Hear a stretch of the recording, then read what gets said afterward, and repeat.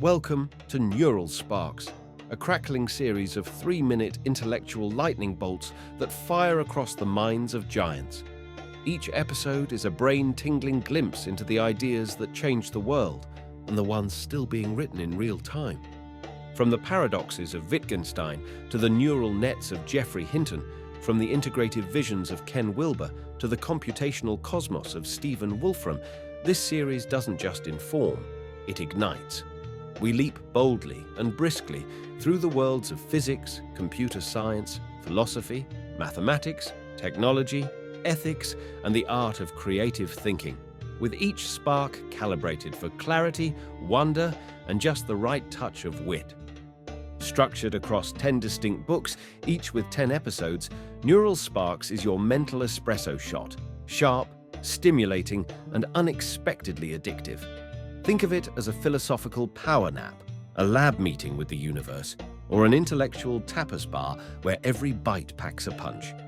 Whether you're here to muse, marvel, or just make your neurons dance, these are the sparks that light the circuits of tomorrow. Charge your mind, 3 minutes at a time. Neural Sparks, where brilliant thoughts catch fire.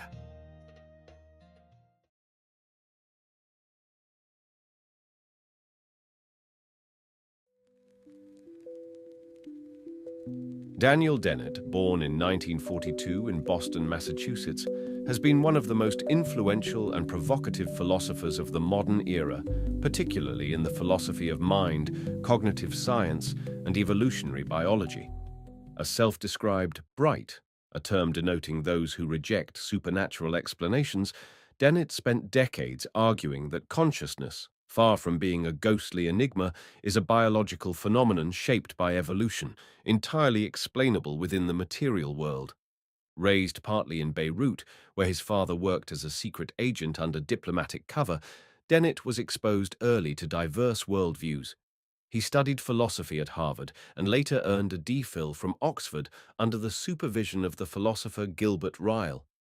This background laid the foundation for Dennett's lifelong quest to dismantle dualisms, mind versus body, spirit versus matter, and to replace them with a rigorous, science-aligned naturalism. Dennett's 1991 book, Consciousness Explained, became a landmark in cognitive science and philosophy.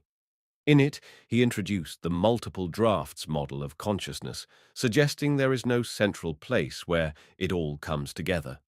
Instead, consciousness emerges from competing parallel processes in the brain, much like the way a democracy functions: messy, distributed, but effective.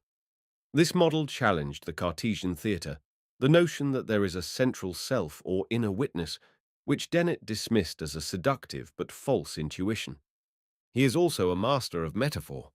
His concept of intentional stance provided a pragmatic way to attribute beliefs and desires to complex systems, including humans, animals, and even thermostats, not because they have literal inner states, but because doing so is predictively useful.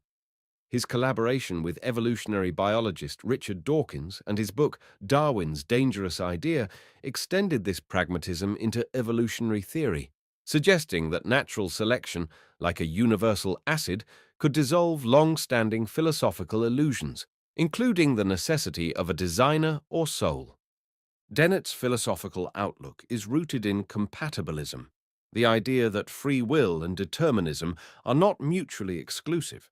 He argues that we are free, not because our choices are uncaused, but because we are complex, reasoning beings whose decisions flow from deliberative processes. In Freedom Evolves, he proposes that moral responsibility is compatible with a scientifically determined universe, as long as our choices stem from our character and reasoning.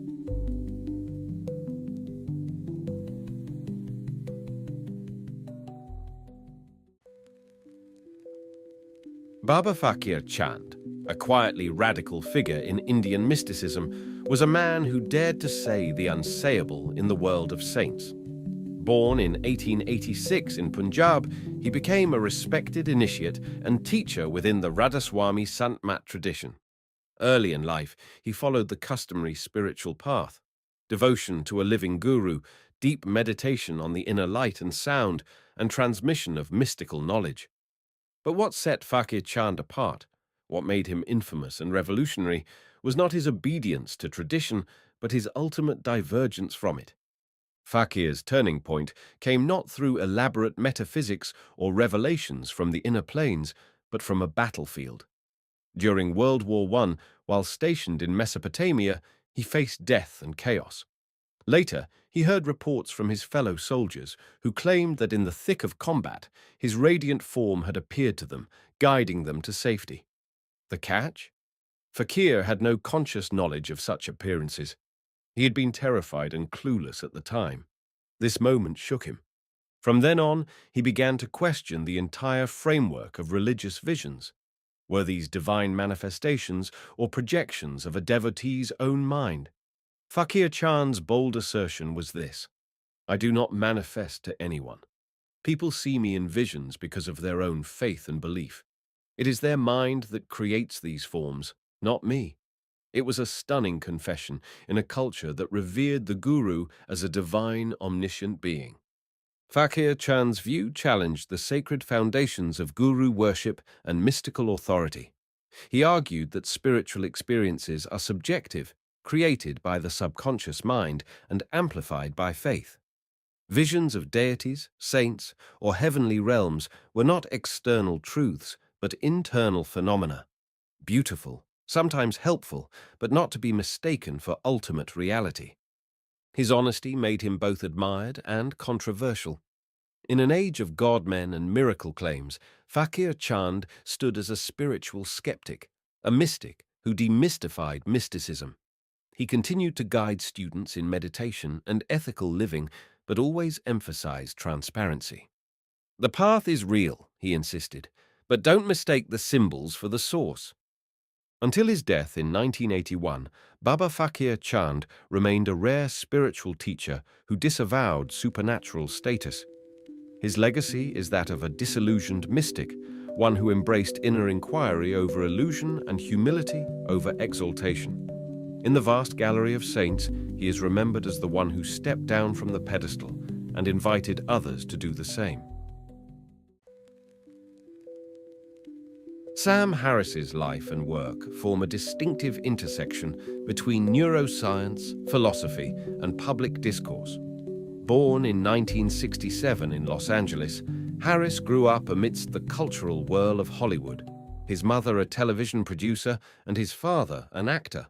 But his path veered sharply from entertainment to contemplation when, in his 20s, he dropped out of Stanford University after experimenting with MDMA and undergoing what he described as a deeply transformative experience. This sparked a lifelong inquiry into the nature of consciousness, suffering, and the illusion of the self. After traveling through India and Nepal studying meditation, Harris returned to the US and completed a degree in philosophy at Stanford before earning a PhD in neuroscience from UCLA. His dual background informs his central philosophical project, reconciling scientific understanding with spiritual practice without invoking religious dogma. In The End of Faith, 2004, which won the Penn Award for non-fiction, Harris launched his critique of organized religion, arguing that faith-based belief systems pose a profound threat to human progress and moral clarity. He quickly became one of the prominent voices of the so-called New Atheists, alongside Richard Dawkins and Christopher Hitchens. But unlike many of his contemporaries, Harris didn't stop at critique. His later work, especially Waking Up, A Guide to Spirituality Without Religion, seeks to recover the insights of mystical traditions through the lens of rational inquiry. He explores meditation, non-duality, and the nature of self-awareness, arguing that the feeling of a persistent self is an illusion generated by the brain.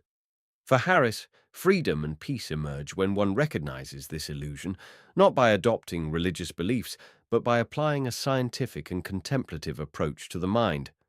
Philosophically, Harris belongs to a lineage that blends empirical rigor with ethical urgency.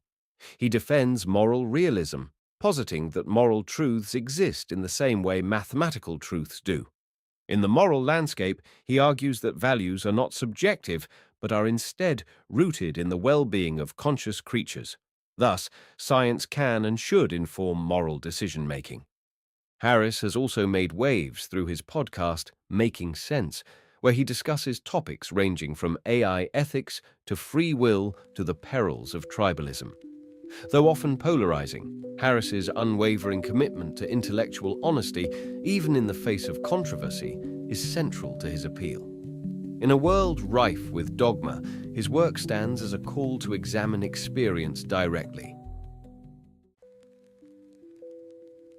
Richard Dawkins was born in Nairobi, Kenya, in 1941, into a family steeped in colonial tradition and scientific curiosity. His early years were shaped by a fascination with the natural world, a fascination that deepened as his family relocated to England. Dawkins pursued zoology at Oxford under the mentorship of Nobel laureate Nicholas Tinbergen, whose ethological insights would later influence Dawkins's own thinking. But it wasn't until 1976 that Dawkins would explode onto the global stage with The Selfish Gene, a book that reimagined evolution through the eyes of the gene, not the organism. Dawkins's central thesis in The Selfish Gene was elegantly radical. Evolution operates not to preserve the species or even the individual, but to replicate genes. Organisms are vehicles, survival machines, for the genes they carry. This gene-centered view of evolution reframed decades of biological thinking, shifting the focus from group survival and cooperation to the relentless algorithmic logic of replication and selection. It was a brilliant synthesis of Darwinian natural selection and the modern synthesis of genetics, and it made Dawkins both famous and controversial. For Dawkins, natural selection is not just a mechanism, it is the most elegant and profound explanatory principle in all of science. He has often described Darwinian evolution as the blind watchmaker, a term he used as the title of his 1986 book, Rebutting Creationist Claims. There is no foresight, no planning, no designer, only the incremental accumulation of advantageous traits through countless reproductive cycles. This idea, that complex design can emerge without a designer, is at the heart of Dawkins's worldview.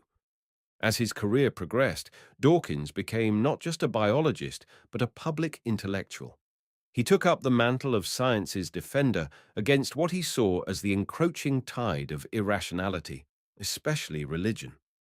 His 2006 book, The God Delusion, argued forcefully that belief in a deity was not only scientifically unfounded, but socially harmful.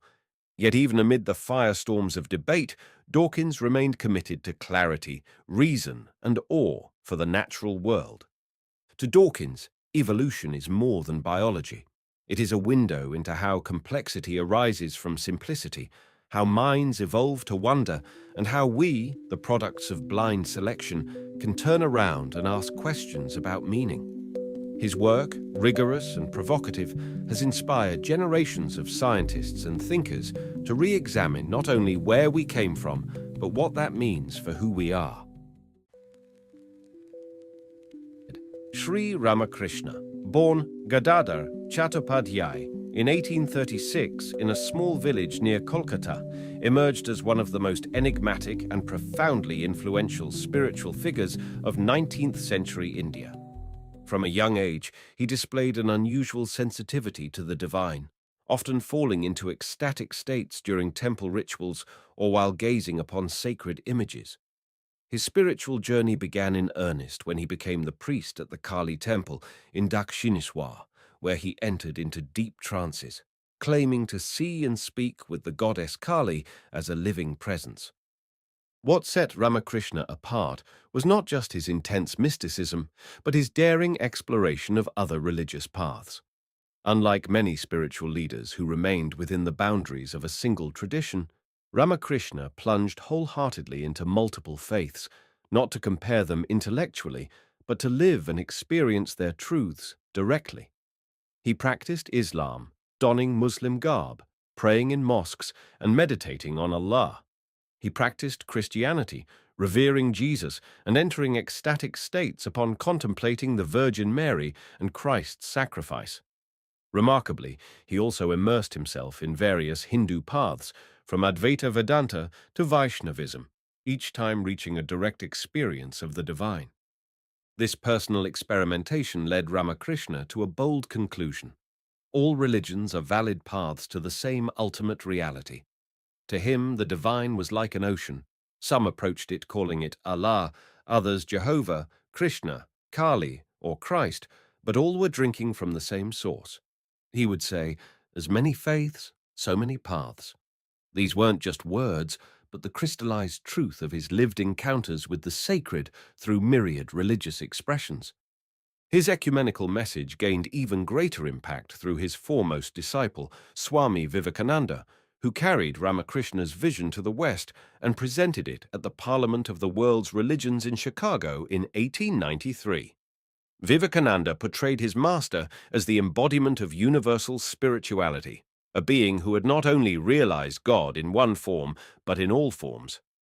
Ramakrishna's life remains a rare testament to the possibility of genuine pluralism, not a theoretical tolerance, but an embodied affirmation of unity in diversity. He wasn't concerned with theological debate. He sought truth through direct experience and urged others to do the same within their own faith. In an age marked by religious conflict, his example radiates with timeless relevance. That peace among religions is not only possible, but deeply rooted in the shared mystery they all seek to touch. Matsuo Basho, born in 1644 near Kyoto, began life as Matsuo Kinsaku, the son of a low-ranking samurai. His early years were steeped in the disciplined aesthetics of Bushido and classical education, but his soul leaned toward poetry, particularly the understated form of haikai no renga, a collaborative form that would eventually lead to the haiku.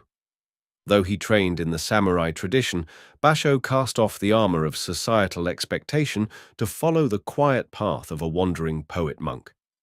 This renunciation was not a rebellion, but an embrace of impermanence, of nature, of the deep and fleeting pulse of existence. Basho's life was marked by deliberate simplicity and spiritual searching.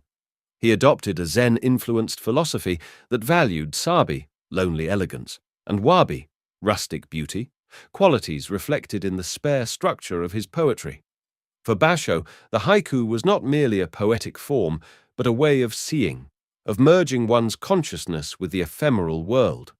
A falling leaf, a frog's splash in an old pond, the distant call of a cuckoo, all became doorways to profound stillness and insight.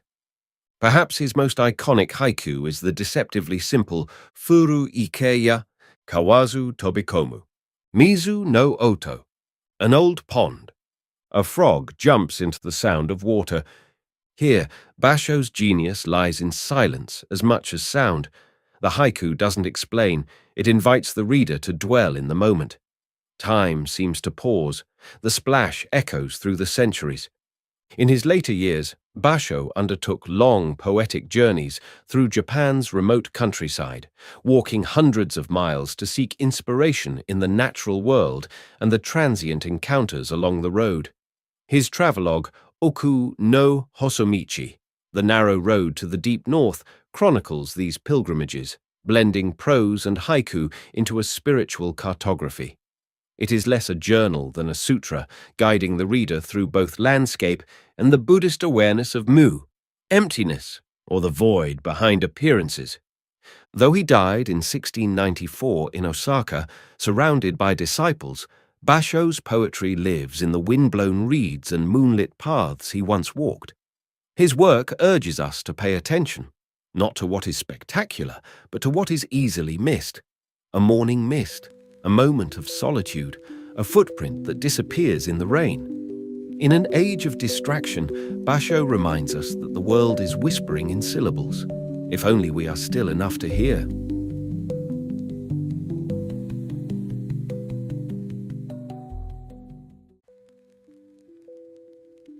Timothy Leary was many things: Harvard psychologist, counterculture icon, cyberdelic prophet, but above all, he was an unrelenting explorer of the human mind. Born in 1920 in Springfield, Massachusetts, Leary's early life gave little indication of the radical trajectory he would one day follow. After earning a psychology PhD from the University of California, Berkeley, Leary seemed destined for a conventional academic career. That path changed dramatically in 1960 when he took his first dose of psilocybin mushrooms while vacationing in Mexico. What followed was a lifelong commitment to what he called inner space exploration. Upon returning to the US, Leary joined the faculty at Harvard University, where he began the now infamous Harvard Psilocybin Project. There, alongside Richard Alpert, later known as Ram Dass, he investigated the effects of psychedelic substances on consciousness, creativity, and personality. The duo administered psilocybin to students, artists, and clergy, attempting to map the contours of human perception. The work soon drew fire from Harvard administrators, especially as the line between research and experience blurred. By 1963, Leary and Alpert were dismissed from the university. Leary then embraced his role as a public intellectual of the psychedelic revolution. He urged young people to turn on, tune in, drop out, a phrase that became both a rallying cry and a lightning rod for criticism. To Leary, it wasn't mere rebellion, but a spiritual call to dismantle outdated societal structures and awaken to new dimensions of consciousness. He envisioned psychedelics as tools for personal liberation, cognitive expansion, and even genetic evolution. But the establishment fought back hard. Leary was repeatedly arrested and imprisoned for marijuana possession, eventually receiving a 10-year sentence for a tiny amount of cannabis, a clear signal that he was being targeted. He escaped from prison with the help of the Weather Underground in 1970, fled to Algeria and later Switzerland, only to be recaptured in Afghanistan and returned to US custody. Still, even behind bars, he wrote prolifically, blending neuroscience, game theory, and cybernetics into what he saw as a new neuropolitics. By the 1980s and 90s, Leary had rebranded himself as a cyberpunk futurist, diving into virtual reality, digital consciousness, and ideas of mind uploading. He declared that the PC is the LSD of the 1990s, seeing technology as the new frontier of inner freedom. Timothy Leary died in 1996. Richard Alpert, who would later become the beloved spiritual teacher Ram Dass, began his journey not in a Himalayan cave, but at the ivy-covered halls of Harvard University. A brilliant psychologist and professor, Alpert was ensconced in academia, rubbing shoulders with intellectual luminaries and conducting research on human behavior. Yet beneath his polished credentials, he harbored a deep dissatisfaction, a quiet hunger for meaning that scientific methodology couldn't quite satisfy. In the early 1960s, this hunger led him to an unlikely collaborator, Timothy Leary. Together, they embarked on a controversial exploration into the mind's potential using psychedelic substances, notably psilocybin and LSD. Their experiments, part scientific and part spiritual, were intended to expand consciousness and dissolve the ego's illusions. Alpert experienced profound transformations, glimpsing dimensions of existence beyond the reach of rational thought. But as the government cracked down on psychedelic research and Harvard distanced itself from the duo, Alpert found himself cast adrift. Still yearning, he traveled to India in 1967, a journey that would transform his life. In the foothills of the Himalayas, he met Neem Karoli Baba, a mysterious and loving guru who saw through him completely. In a single, life-altering encounter, the guru handed Alpert the key to an entirely different kind of awakening. Alpert surrendered his Western identity and emerged as Ram Dass, servant of God. From then on, Ram Dass dedicated his life to bridging Eastern spirituality with Western thought. His seminal book, Be Here Now, 1971, became a spiritual guidebook for a generation. With its kaleidoscopic layout and radical message of presence, love, and ego transcendence, it offered seekers a new vocabulary for the divine. Ram Dass blended the devotion of the bhakti yogi with the insight of a psychologist, making esoteric truths accessible without diluting their depth. Over the decades, he taught tirelessly, through lectures, retreats, and writings, emphasizing unconditional love, mindfulness, and service. even after suffering a debilitating stroke in 1997, which left him partially paralyzed and with expressive aphasia. Ram Dass spoke volumes through his silence and radiant presence. "The stroke was grace," he would say, smiling. Ram Dass passed away in 2019, but his message echoes on, that the soul is not defined by titles, achievements, or even the body, but by its capacity to love.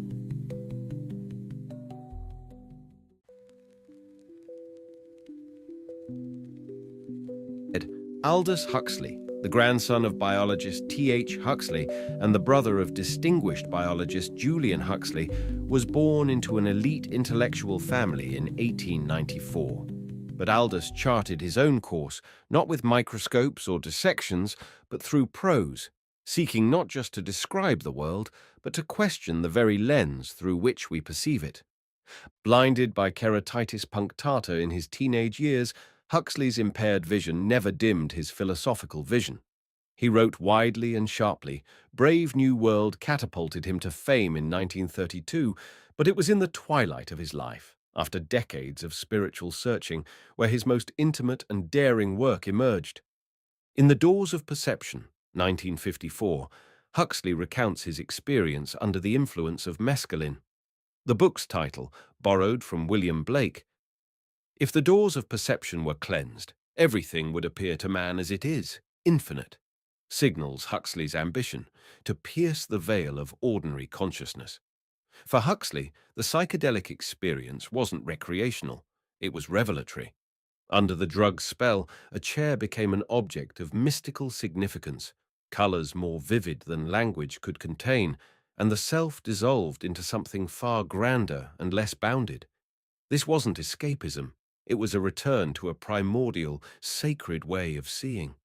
The book became a cornerstone of the nascent counterculture and inspired generations of thinkers, artists, and spiritual seekers. But Huxley was no wide-eyed mystic. He was a rigorous synthesizer, weaving together neuroscience, psychology, and Eastern spirituality. If the doors of perception opened the portal, Island, 1962, was his blueprint for what lay beyond. Island was Huxley's final novel, and in many ways his answer to Brave New World. While the latter was a dystopia shaped by control and pleasure without depth, Island imagined a utopia, Pala, a fictional island where mindfulness, plant-based psychedelics, cooperative education, and ecological harmony were not fringe experiments but social norms. Through Island, Huxley offered a fusion of the rational and the spiritual, of science and transcendence. His Palanese people chant attention with trained myna birds to remind themselves to live consciously. Death is prepared for with psychedelic rituals. Pain is not abolished, but integrated. Huxley died in 1963, on the same day as John F. Kennedy and C.S. Lewis, his last hours spent under the influence of LSD, as requested to his wife.